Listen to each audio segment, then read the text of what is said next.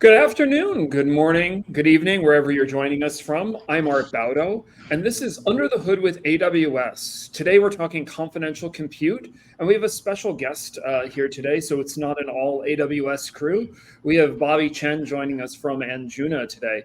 So that means we're going to be talking a little bit about confidential compute and security. Um, so drop us a line where you're joining us from. I'm here in California, as you can tell by the non-existent view in this conference room. But I appreciate all of you joining, and thanks for joining us today. And thanks for coming. And first thing I just want to mention, we're here every Tuesday at 2 p.m. Pacific, 5 p.m. Eastern time for those in the U.S., 10 p.m. In Western Europe, and 11 p.m. as well. So thanks again for joining and welcome. And I want to kind of first intro my guests here, but before we go to our guests from Anjuna, let's start. Arvind, why don't you introduce yourself? Tell us a little bit about what you do at Amazon here and where you're joining us from. Sure. Thank you, Art. First of all, thank you for having me on the show. Hello, everybody. My name is Arvind. I am the specialist responsible for the confidential compute business at AWS.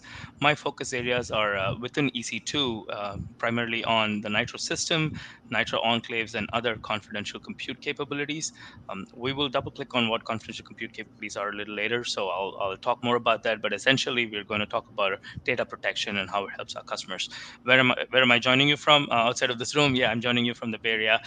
So great weather, but I'm indoors. Thanks for having me, Art.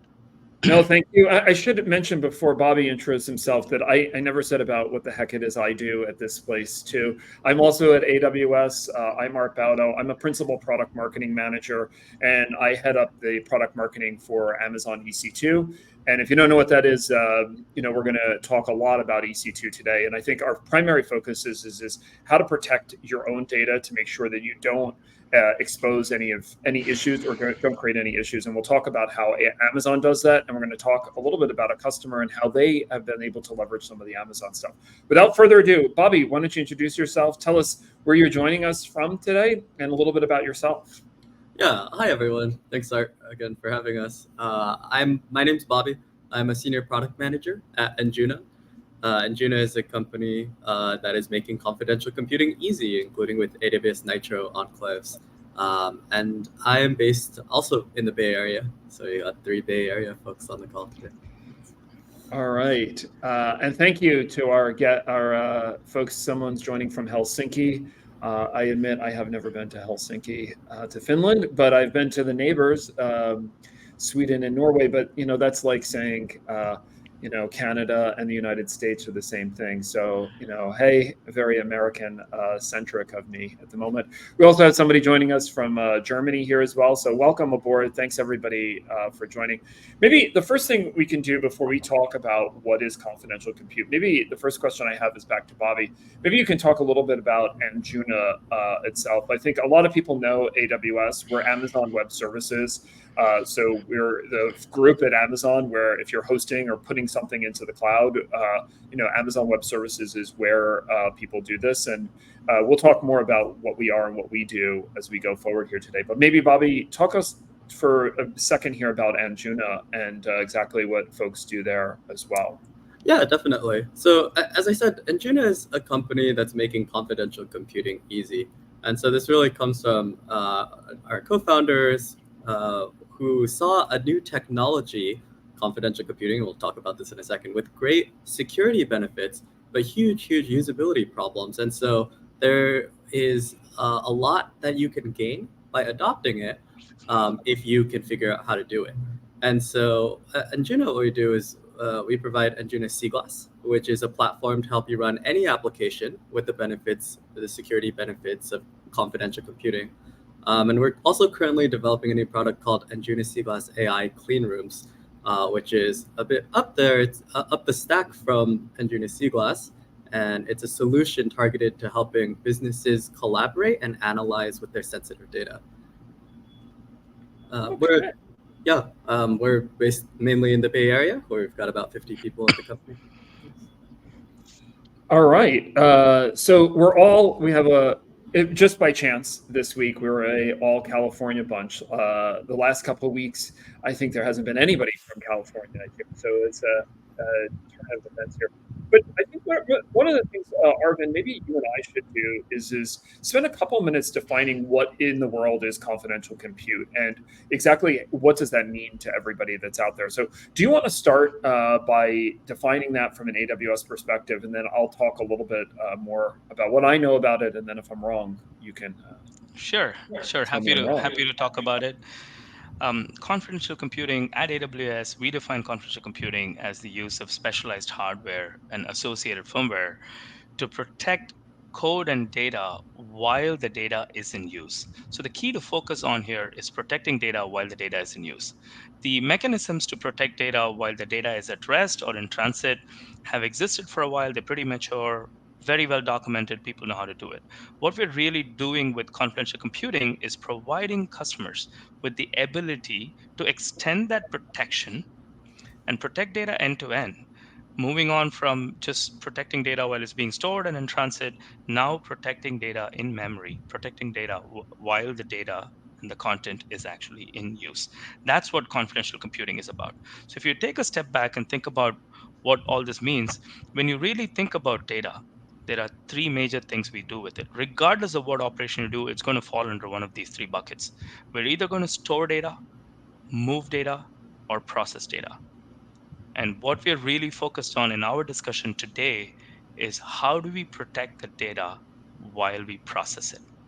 And regardless of where you come from, what your definitions for confidential computing are, I think everybody agrees confidential computing is about protecting data in use from any unauthorized access. That's it. That's what I leave the audience with. Yeah, and I think from an audience perspective, maybe Maya and Bobbie, if you have anything more to add here, but when I think about data, the reason we talk about data in use a lot so much, and we're doing that today, is when data is at rest, it's really easy to envision an environment where that data is cryptographically protected, so nobody can access it. No data is sitting in the clear whatsoever.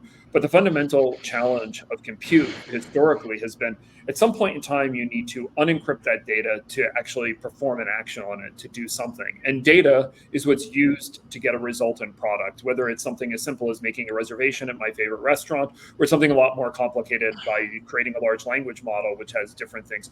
So the fact is, at some point in time, that data is exposed, if you will. And so our discussion today about confidential compute is protecting that data when it is being used for some sort of product here. And that's our definition at Amazon. And at Amazon, it's a combination of hardware and software that are there. And Bobbie, it looked like you were going to say something. So yeah, definitely. I think, and all of this talk, we're talking about data, we're talking about processing and sort of the life cycle of data, right? Data is created at some point.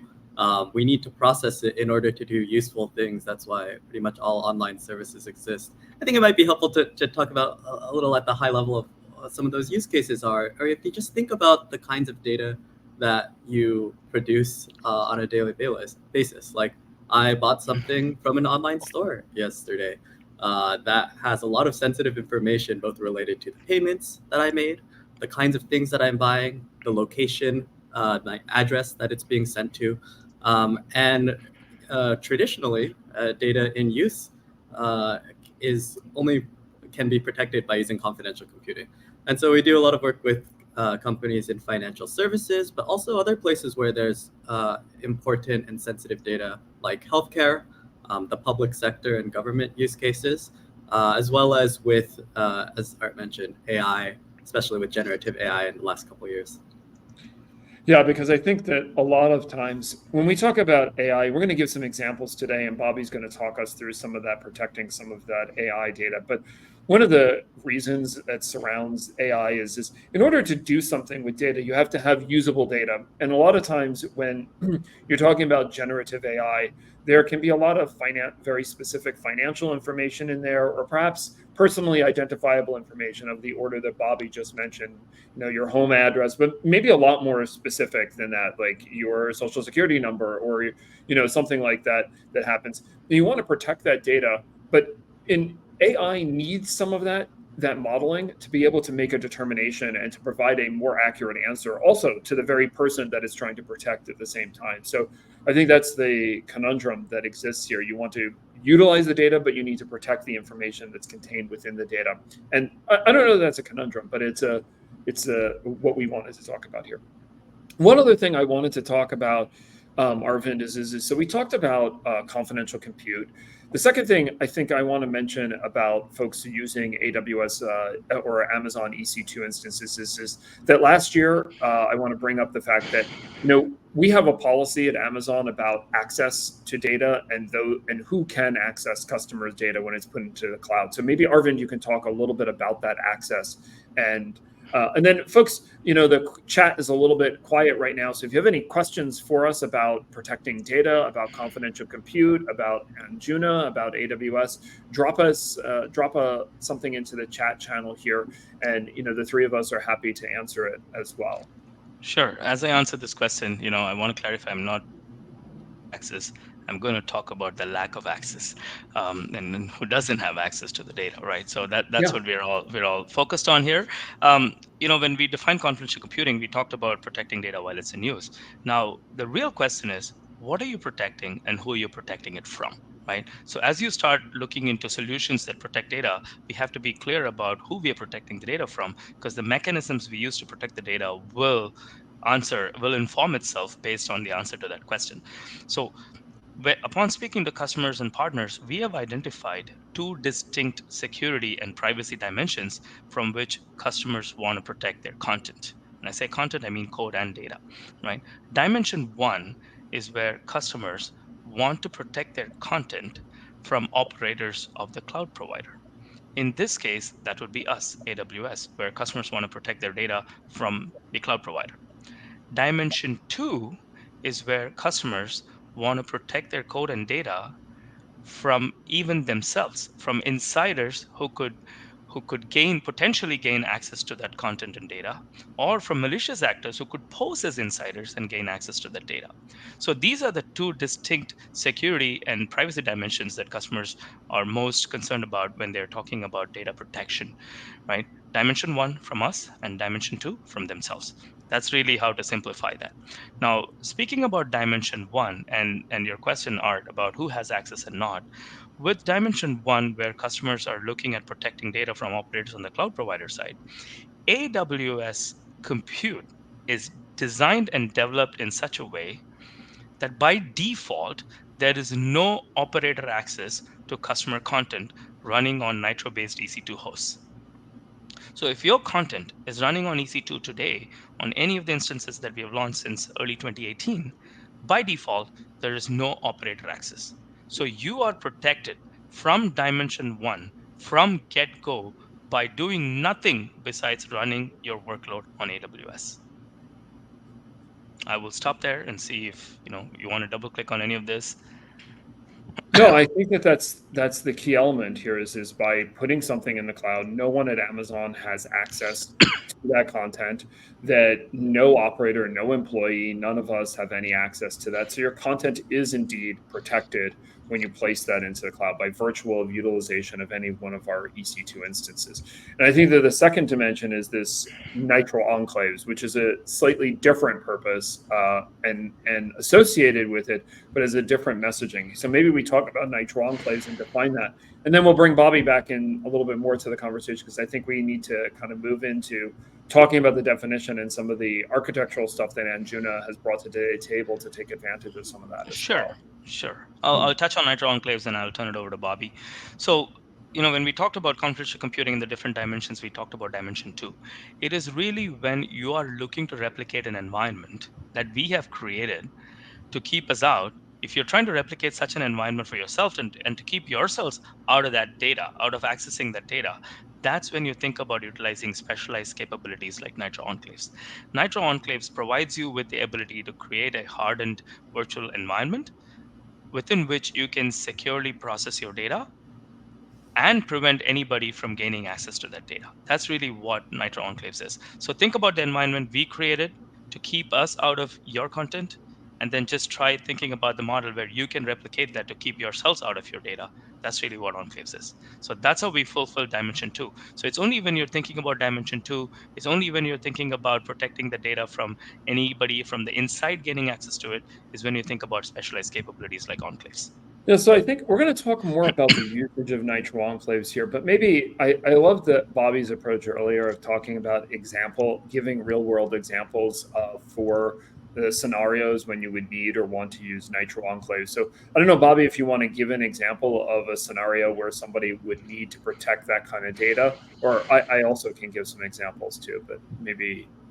Yeah, and I'll talk a bit about what Arvind mentioned about insider threat risk from your own company. There are oftentimes situations where within a company you have a certain amount of process or policy in which people agree we should not log into the live database and look at production data, and that's kind of like that's a policy, but there's but what you want in addition to the policy is a technological or a technical guardrail that prevents you from being able to do that. Because even if you trust all your employees and you think all your employees are always going to follow the policy, sometimes you might be in a situation where there's a targeted attack, there's a phishing attack or something in which an employee's account is compromised. And if you go from there, there are situations where you can take that elevated internal access and get access to things like a key management system. Once you have the keys from the key management system, then you can access all sorts of encrypted data.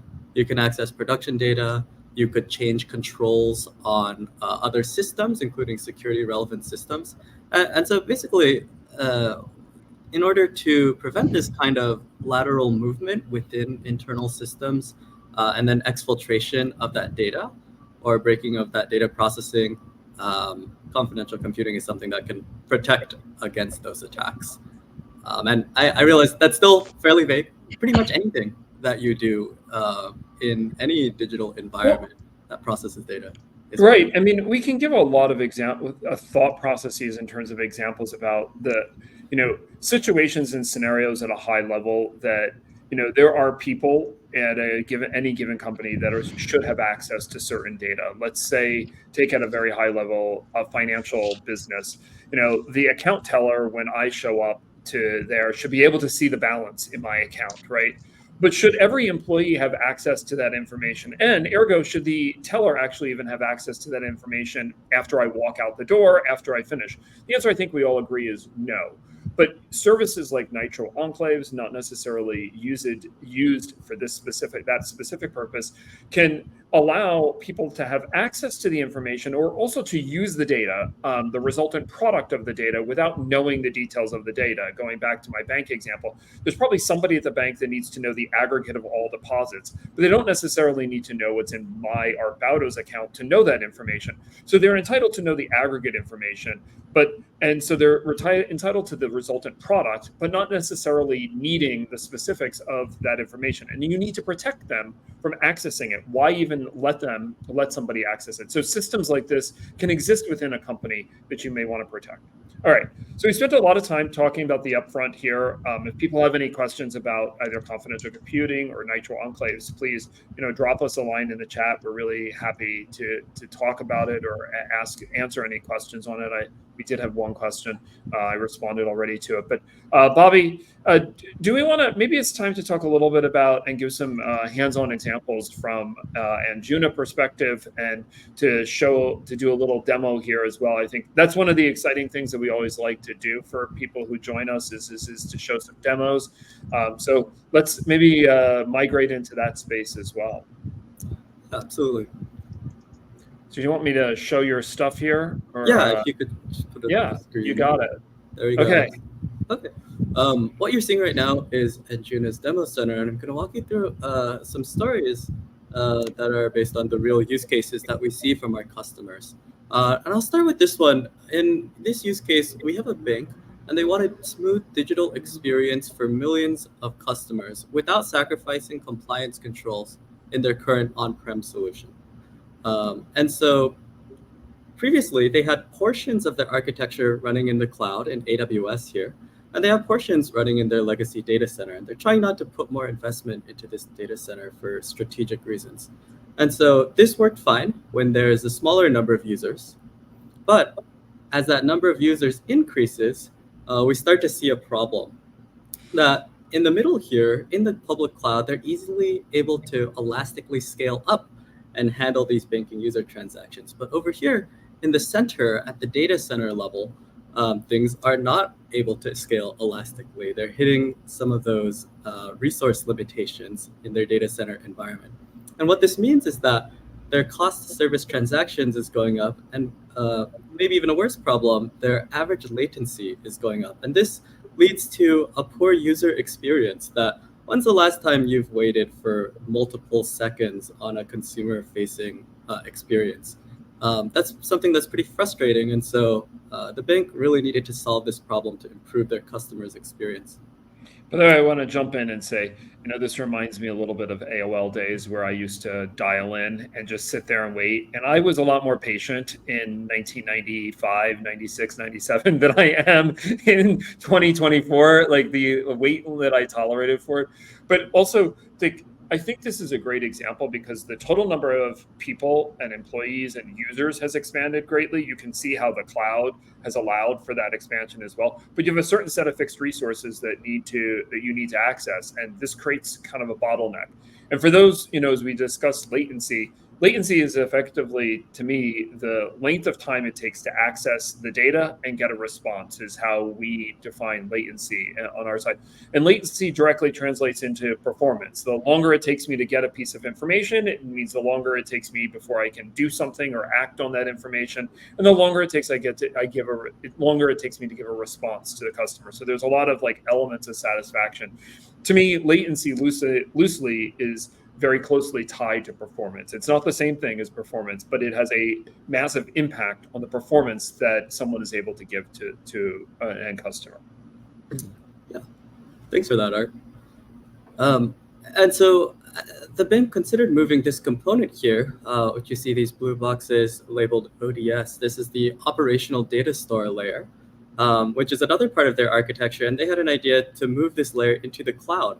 And putting it into the cloud would allow it to auto-scale similarly to the customer experience layer out here. But one problem is that this operational data store handles a lot of sensitive PII and keys. And in their data center, they have certain controls around it, but they don't have these same controls in their cloud-based environment. And so this is where AWS Nitro Enclaves and Anjuna come in. We wanted to encrypt the data that is handled by these applications. So this key is managed by AWS KMS. It's then synced into a database that's in the cluster. And by the way, we should just mention, sorry to jump in, Bobbie, KMS is Key Management Service.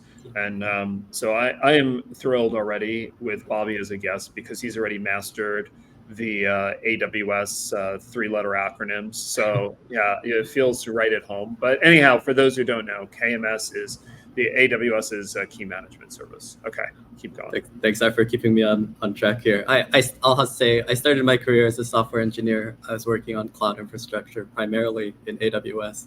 So sometimes I'll get too far into the weeds. So. Cool. No, it's not too far into the weeds. It's just, I don't always know if everybody knows. So let's help a world out when I can. Okay, totally. Let's keep going here. So then from here, the bank uses Anjuna to run their ODS application in Nitro Enclaves.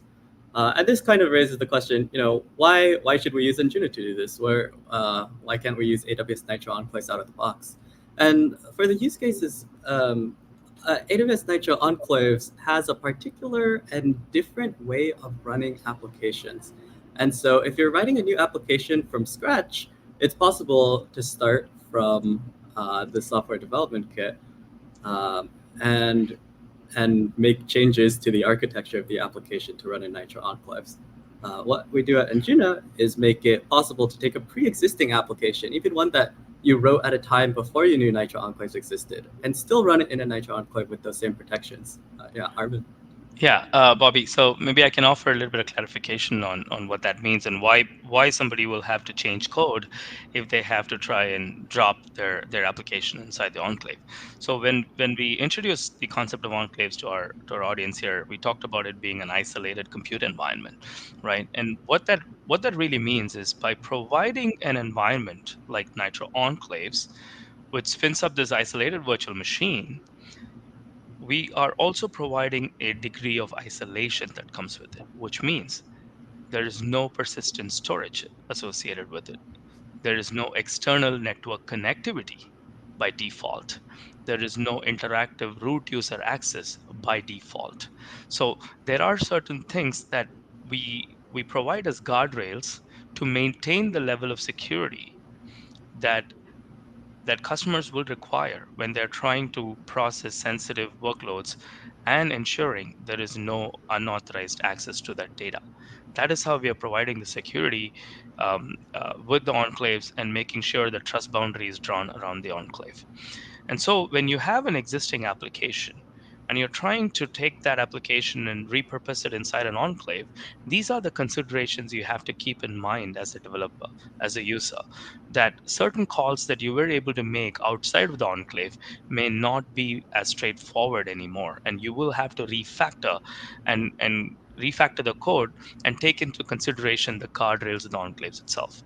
So I guess that's where the distinction is where Anjuna comes in, and as they've built a solution, what you're going to hear from Bobbie is how they have learned to deal with the guardrails, but more importantly abstracted those guardrails away from you as a user, so you don't have to deal with all of that, and then focus on your application and leave the management of the guardrails and how to actually get the code to work inside an enclave to be a seamless experience, which I believe is what Seaglass is really trying to convey by the branding. But I don't want to guess here. I'll leave it to Bobbie. But that's just Yeah, some of the considerations that I wanted to clarify about enclaves. Yeah, but Bobbie, go ahead. yeah, thanks, Arvind. I think that's a great summary. There's a lot of potential recoding, re-architecting, and I think in the software development world, it's always much harder to make those changes after you've built the system than when you're just getting started. And so we can, with Anjuna, this compatibility layer of Anjuna Seaglass makes it easy to take those existing applications. There are sane and secure defaults around working with the AWS Nitro limitations while still enabling you to run that application without requiring code changes. One of the pieces here, and continuing with this presentation, is that we're able to integrate with what's called remote attestation. And so we haven't talked about it on this session yet. I would say remote attestation is a way for you as an application running in a secure enclave to prove that I am a certain application that's really running in a secure enclave with a guarantee that's backed by the hardware and software of that platform. So in this case, AWS Nitro Enclaves. Yeah, by the way, this is one of the few times I will violate like what my mother, the English teacher, used to say is never like use the definition, use the word in the definition of the word. But it quite literally, like remote attestation allows you to attest, or in this case, or verify exactly who you are. It's the kind of like computer equivalent of getting one of those verification codes from United Airlines or something like that in order to access something. It's like verify, are you really who you say you are? And it's incredibly important when we're doing this sort of work in the security basis as well here, in particular in this spaces, right? We really want to verify who someone is. And one other comment, I think in general, one of the things about Anjuna's solution here is this helps customers better access Nitro Enclaves and make it easier in certain instances to get started. And one of the things that AWS were about is potentially trying to remove roadblocks and make it as simplistic as possible to use our services as well here. So, okay, I'll let you finish with the remote attestation work here. Totally, yeah, and so we can do remote attestation, and you mentioned two-factor authentication. I like to draw the line a little bit further, even to a biometric, in the sense that we can prove that a certain application is running here. And if I've changed any line of code, if I've tried to deploy a different application, I'll be able to detect that through remote attestation and deny access. So that's one of the really neat things that Nitro Enclaves enables. Yeah, so this is a lot deeper than that example I gave, right? The two-factor authentication sort of thing. This is like a lot more, very detailed verification of that code to some degree, right? If any change has happened, we are not certifying it, which is a little bit different at a different level. So good thing to point out here. Yeah. Cool. And then so continuing now, we've kind of reached this happy state. We're able to deploy the ODS layer in the cloud, and now we can see what happens. We're able to migrate this application to the cloud, and that means that as our users increase, we still see this outer layer auto scaling up, but we also see the ODS layer auto scaling, and this is an environment in Kubernetes, in EKS. Which is the AWS Managed Kubernetes Service. And so now we're able to get significantly better user latency. And that's driven by the ability to migrate this workload into the cloud while still having the protections of the data and the keys that this organization wants. So I'll pause here for any questions on this use case. I don't, and so far we don't have any questions from the audience. But if anybody has a question, please, feel free to ask Bobbie, myself, or Arvind. Type it into the chat channel there. I don't know, Arvind, if you have another question. I feel as though I drew us that I asked more than my fair share. So I feel no, I don't have any questions, and please keep the questions coming, Art. The only clarification I wanted to add was, with spinning up an enclave and running what we're running, as Bobbie demonstrated here, I oftentimes get the question, can it scale like EC2? Well, it is EC2, Right. So if you're scaling your instance, you're scaling the enclave. So think about it like that. There's really no extra step that you need to do. So if you know how to scale your instances today, that's all you need to know as you spin up enclaves and scale them. So that's exactly what he's showing in the demo as well here. Yeah, that, by the way, is an excellent point about this, is the scalability of the solution. This is really key for customers. I think we started, Bobbie, by talking about, the cloud being able to expand here, and the problem being with the data center. We want to emphasize as well that middle picture here, as we're looking at enclaves, those are able to equally scale as well as that data center scales, and those resources have the need to scale. So, yep. All right. So we talked a little bit through this first example. So now, by doing this, one of the things you talked about earlier is reducing overall latency as well, Bobbie. So maybe we should finish. I don't know if we exactly told people specifically how this solves the problem, and so maybe you should be very explicit with how it fixes the problem here that we talked about when we got started.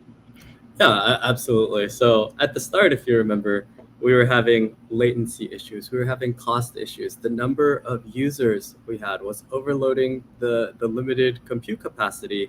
And the bottleneck here was in the data center. And they wanted to move this to the cloud.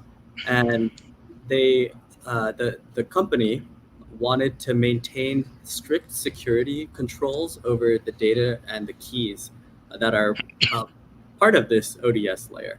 And so by using AWS Nitro Enclaves, they were able to meet that security need. And once they've met the security need, then they can go forward with the cloud migration. Once they've completed the cloud migration and pointed traffic to it, now they can scale up. They can scale elastically. And that leads to a better user experience for their end customers ultimately. Yeah, so essentially what's happened here, at least in my understanding, is by doing this, they have more confidence in moving a lot of their workloads over to the cloud. They're able to do that in a secure fashion. So as more and more inputs are provided, they're able to handle that and process that in a timely fashion. So ergo, the end customer is a beneficiary on multiple fronts. One, the security is there, the necessary security of their data, of the data that's there, and the timeliness. The world's worst thing, I find is like the kind of, I don't know if it's really embarrassment, but sitting there at the checkout counter and your system or something wants to do all this extra verification, and there's a line of 10 people there, like, how come you can't get out of here faster type thing. So latency, not necessarily this particular problem, but latency has real implications to the end consumer satisfaction across a myriad of different businesses and a myriad of different places that you're doing this. And this type of verification that's happening within the cloud, it's really important that it happens quick and is able to scale up and scale down as necessary. All right. So this is one example. I think, Bobbie, we had a couple of others here to be able to talk through as well. Well, you're bringing up a second example here to talk about. I think, we're a little bit past the half-hour mark, so I just want to thank, first of all, everybody for joining us again. Just to reintroduce today and the topic, my name's Baudo. Joining me is Arvind, Raghu, who is also from Amazon here, Amazon Web Services. So the two of us are the Amazon folks here today. And also we have a special guest, Bobbie Chen, who's joining us from Anjuna. So I just want to thank my guests for joining. And just a note for everybody, we're here every Tuesday at 2 p.m. Pacific time, 5 p.m. Eastern time for those in the US. And click like or follow in order to get information about each of the episodes that we have here. And if you want, you can go back in our catalog and review some of our episodes. And every week we try to talk about something deep dive into a specific area at Amazon, and either have customers such as Bobbie on, or kind of AWS experts, and try to give you some information about what we're doing. So let's move to the next example here, Bobbie, as we go forward. For sure. Yeah, so I'm going to be talking about this AI model protection use case. I'll briefly say, since it's on the screen, this protect cryptographic keys. It's quite similar to what we saw in the mainframe offload scenario, in that by moving certain key management and cryptographic operations into the cloud, we can also get significantly better performance, leading to a better customer experience. But this one, let's talk about AI. AI has been a hot topic in the last year, 2 years recently. And so let's talk about a scenario that you might be in yourself. We've got a very popular fictional company called SmartCorp, and they run a smart app. This is a valuable software that performs a business purpose that uses a proprietary AI model to do some great things for its customers. And so as a customer, we want to use this service. But one of the problems is, in order to use this service, just software as a service, or SaaS, as people say, I need to send my data into the SmartCorp infrastructure. And what that means is that once the data is there, it can be processed by the smart app to produce the results I need. But it's also vulnerable to exposure. Insiders at SmartCorp could access this data.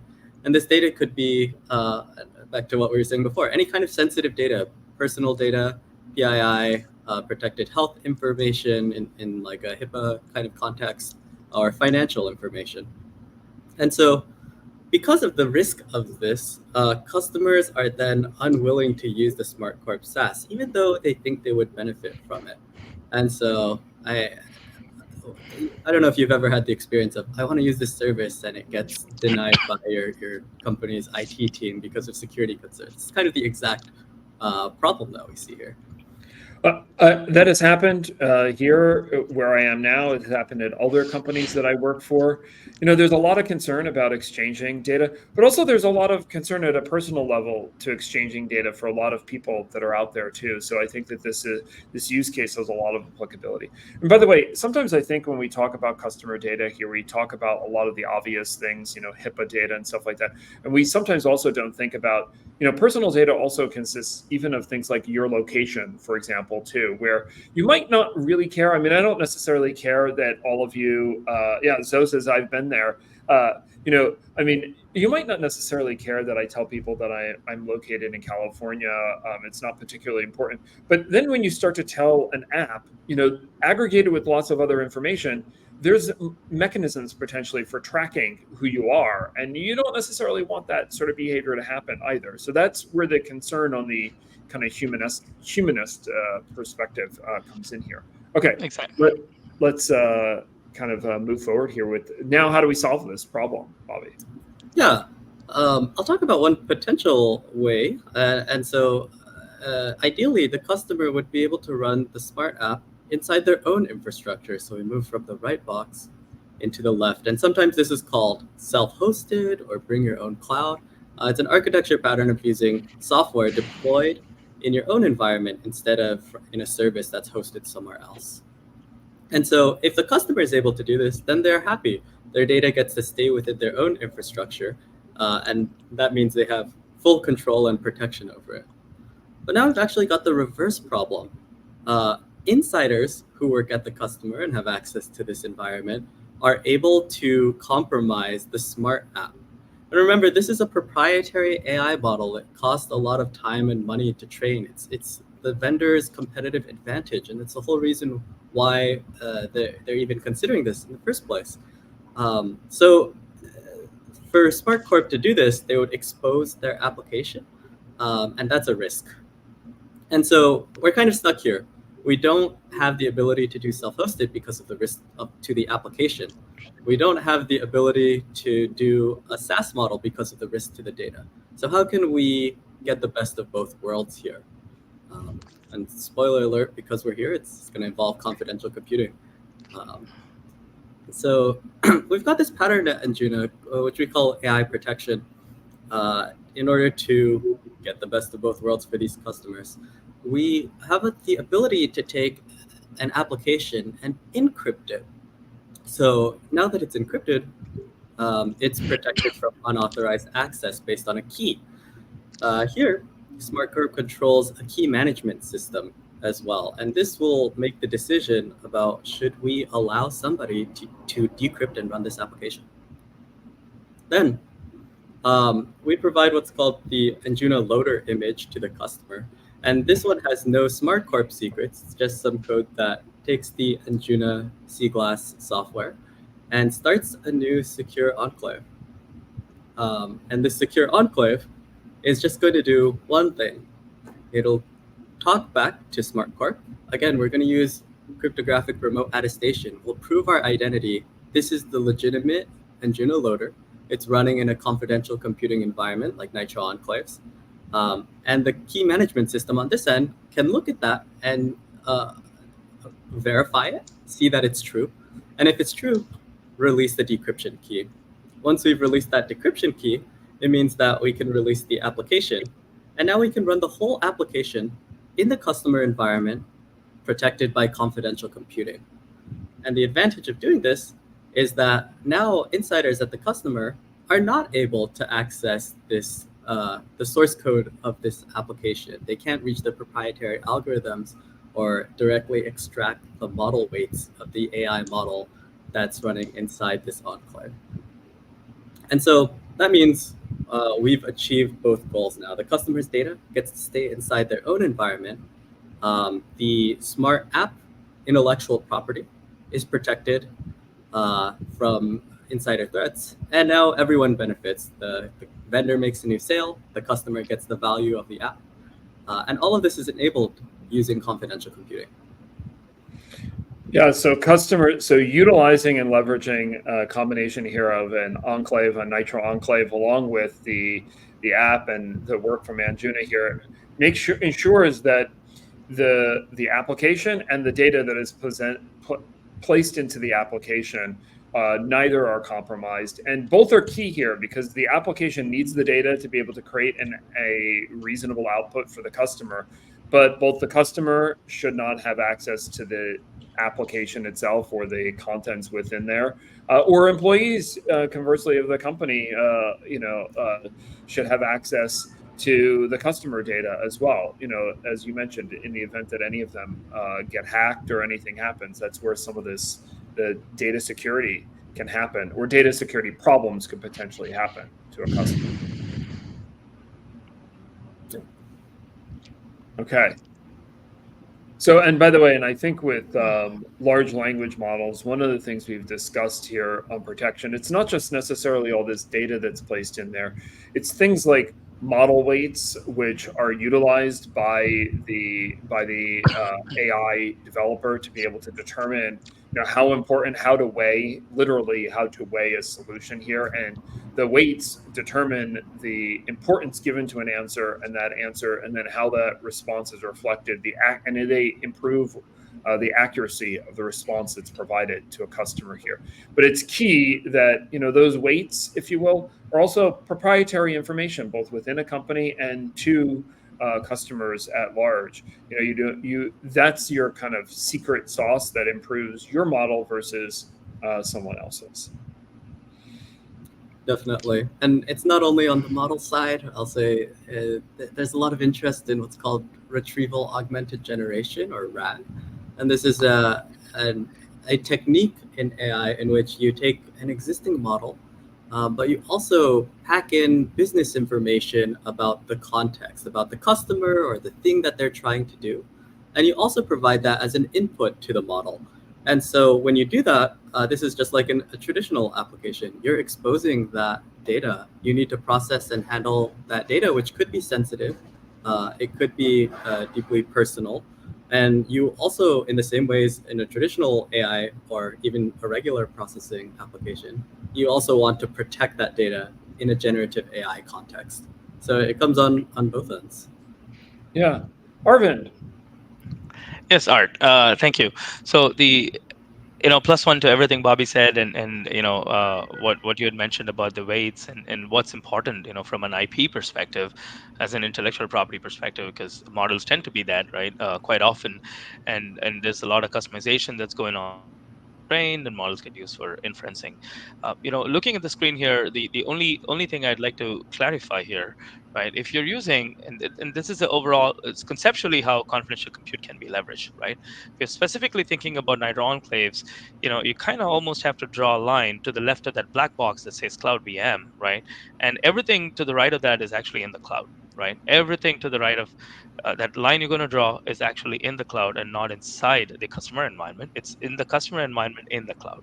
So it's really infrastructure that the cloud provider is running.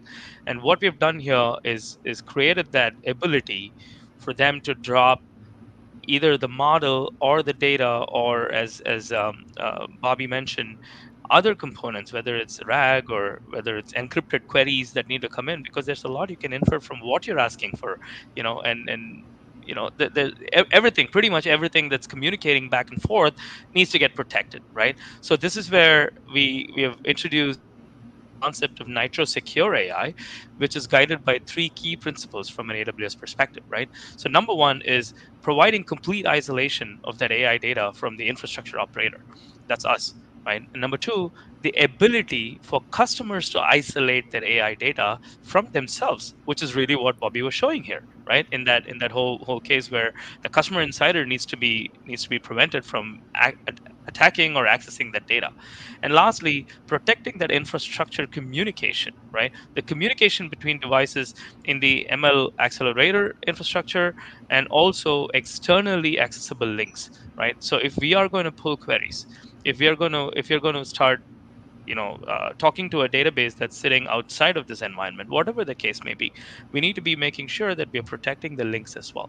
So these are all abilities that we provide from a Nitro Secure AI perspective to make all of this possible for customer workloads to be running on the cloud, and still being able to draw that line we talked about around that black and blue box on Bobbie's screen here, where we take that whole thing, make it easy for you to run it on the cloud, still provide all of the assurances that come with using a cloud provider like AWS, with all of the reliability, the redundancy, the availability, the security posture.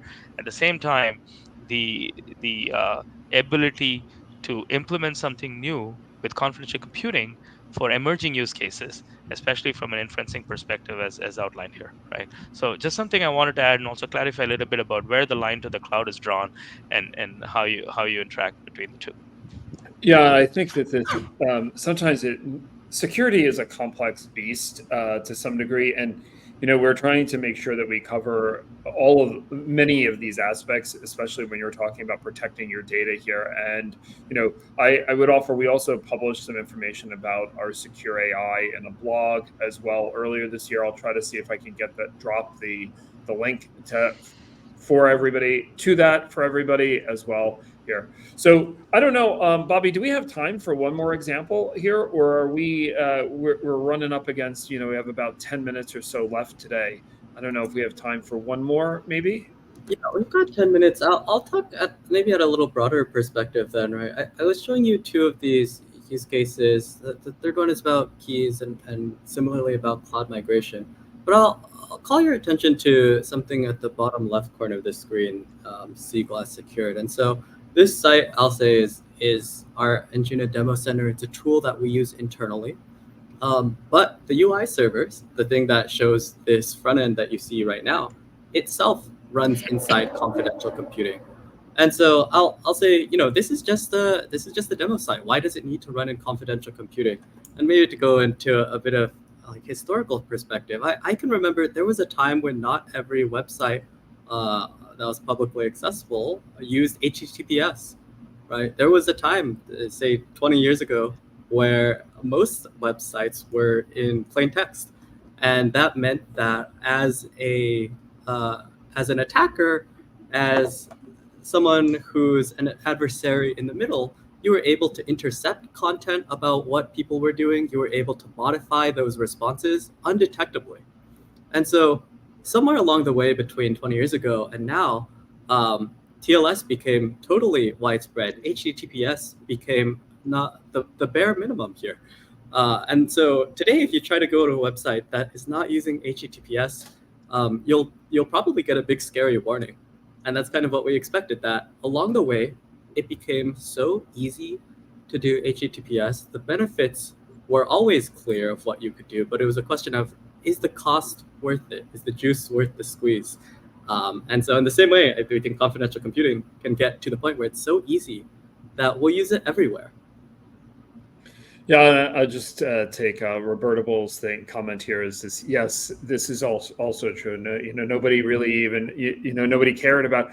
There's a lot of assumptions I think we made back in the day. And by the way, I don't know about 20 years ago. Like I have seen plenty of non-HTTPS sites as recently as like 8 years ago. I think that you're very generous with 20, because I think there's a lot of people that didn't migrate as fast as perhaps we would have liked. Or should have as well. But yeah, today everybody gets that kind of error.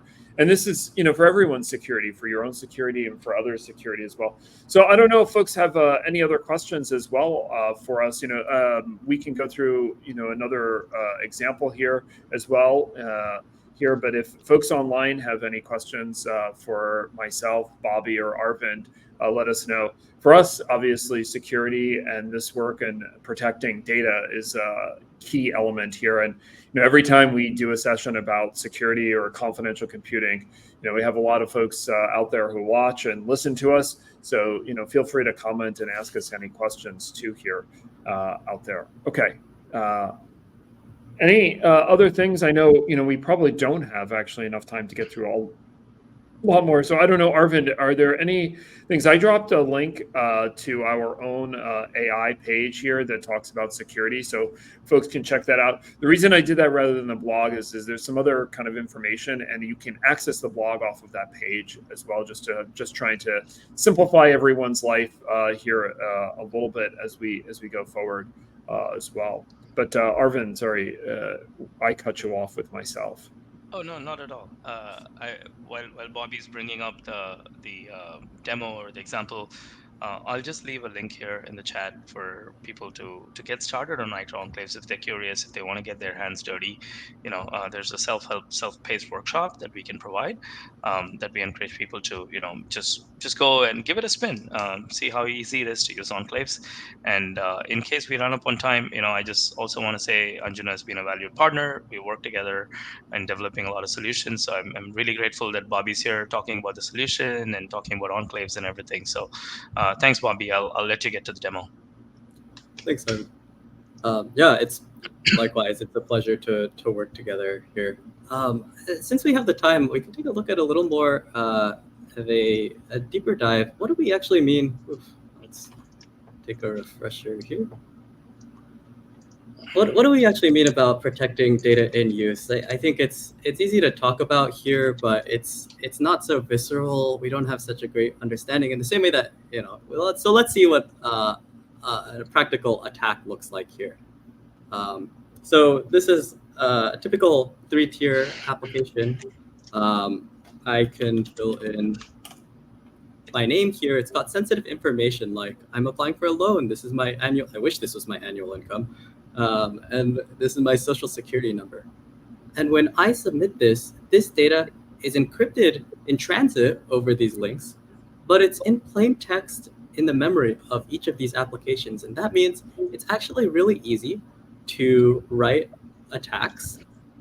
This one uses Gcore, which is a part of the GDB debugging tool, to get a memory dump and actually pull out all of this data in plain text from that memory. That's the kind of attack that we mean when we say we need to isolate and protect data in use. There's also easy to extract things like the TLS key. So if we have access to the TLS key, we can decrypt this data that's in transit. If we have access to encryption at rest keys, we can decrypt those as well. What we really want to do is to take an application, run it in confidential computing, and prevent these attacks out of the box. See, we've got a question. By the way, as you're doing that, someone asked us, is there an active security agent for possible attacks? I left this up here for a second. There are services that Amazon Web Services offers that you can take a look at, such as CloudWatch and other things that will do certain monitoring. And we have a whole history of monitoring for services and attacks. We actually talked about some of this during our broadcast at Reinforce, earlier this year, where you can take advantage of this and the number of services that the number of attacks that we have also thwarted. And I am not good with remembering the precise statistics, but there's days of the year that there is just literally thousands, if not hundreds of thousands, attacks prevented. So this is thank you for the question, and just to note that this is something that's out there as well. Sorry, Bobbie, wanted to. No, I think yeah, that's a great question, and I can give the Anjuna perspective on it as well. That yes, you may not have a particular active security agent out of the box in Nitro Enclaves. Depending on how it works, it might be able to integrate with it. And that one kind of comes down to what's the exact kind of technology? What's the technique that's being used? And so we get the same kind of questions about both security tools and about observability tools. And so, for example, if you have an observability tool that ultimately sends a metric somewhere, sends a log somewhere, and then your security tool is looking at those metrics and logs once it's on a remote location, the odds are you can make that work very easily with Nitro Enclaves. With Anjuna, you'd probably be able to do it out of the box, or you could build it yourself on top of what you get from AWS Nitro Enclaves by yourself. But there are other technologies that might not work so well. And for example, there are certain kinds of vulnerability detection tools that rely on snapshotting memory in the exact same way that this attack works. And so one of the trade-offs there is that if you can no longer snapshot plain text memory, maybe that tool will no longer work for detecting vulnerabilities. But it also means that attackers can't scan that same memory and pull out sensitive data or keys. So all that to say, much of the time, it will work. There are certain scenarios where it doesn't. Yeah. So that's where I would like to sum it up, Bobbie, to the audience and people asking that question, right? At the end of the day, I want to remind audience about the shared responsibility model, right? So there are choices that you make as a customer, as a user, and you need to be well informed about the risks that you're ready to assume if you're thinking about solutions like observability and monitoring that is not provided by default in an environment like Enclaves, right? So what is it going to do? What are you going to emit? Are you inadvertently going to emit some data that you're not supposed to be, right? These are choices that you make as you decide what you want to do if you're going to go out of the box and do something, right? By default, with Enclaves, we don't provide any of that, as you rightly articulated. And as you also rightly said, most of the time, a solution chosen by somebody might work, but it's that one time it doesn't work that we are most concerned about. And those are choices that customers have to carefully make if they are deciding to do something that's not provided by default, right? So I just remind everybody about the shared responsibility model here. That's all. Yeah, and by the way, that brings up one of the many reasons that we do this broadcast, as well as is to remind people about some of that stuff, but also is so that everybody can learn a little bit from all of us. There's only so many Arts and Arvinds at AWS, so we can't always kind of directly contact everybody. But so if you have questions, there's a lot of vehicles. You can contact us on our websites. You can contact us on our GitHub page, take a look at our documentation, or reach out to Arvind or myself as well here. And this is also the other reason we work with folks like Bobbie and Anjuna and others to try to proliferate solutions and create a ubiquity of solutions that are available to customers that are out there. I'm afraid we have reached the top of the hour here, and our time is kind of ending here. I just want to extend a lot of gratitude to Bobbie. It's always great to have a customer here. So thank you, Bobbie. Thank you, Anjuna. I hope you had a good time, Bobbie.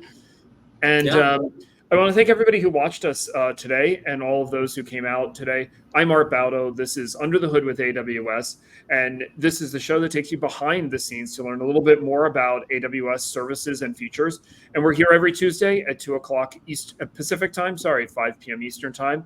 And we'll see you next week. Enjoy the long weekend for those in the US here. And we'll talk to you then. Thanks again, everybody. Thank you.